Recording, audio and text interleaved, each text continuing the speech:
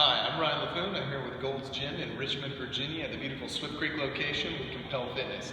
What we're going to go over today is your Gold's Gym tip of the week. This is how to safely and effectively warm up your shoulders before any major or compound lifts. Too often people neglect the smaller muscle groups that really hold your shoulders together, particularly your rotator cuffs. So that's going to be some of the issues that we address right here.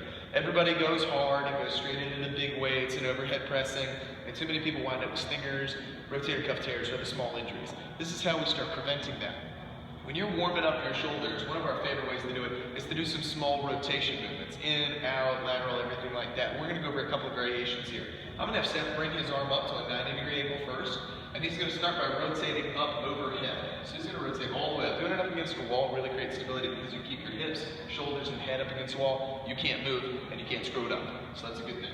He's going to bring it right back down to about 90 and then rotate back up. You'll notice while he's doing this that his elbows are staying in the same spot on this one. He's not rolling them up or tucking them down. The weight is moving around him. So he's actually using his rotator cuff in his shoulder to get all the way up to get that upward part of the range of motion. Now you can do the same thing down to the bottom. This is usually one that's difficult, as you can tell. The hard part on this one is not forcing yourself to go all the way and stopping when your shoulders peel off the wall just a little bit. So you want to try and keep everything pressed up against there, and he's going to rotate down as far as his shoulders will let him, and then come back up. It's okay if it's not the full range of motion and you don't want to tuck your wrist down to try and tap the wall. It's not for prizes and it's not for who can do the best. This is to safely warm up your shoulders before you go slinging a bunch of weight around.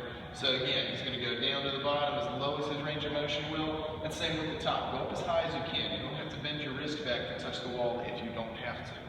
So the other one we're going to do is going to be external rotation. This is another common one that a lot of people mess up on. Again, same thing. Elbow pressed right up against the wall is going to come out. This is a common fault that we see a lot of the times.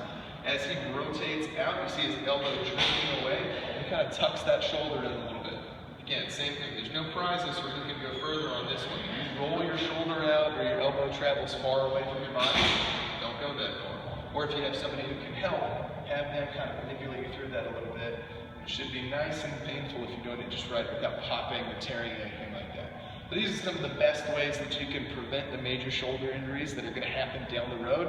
They're just commonly associated with lifting.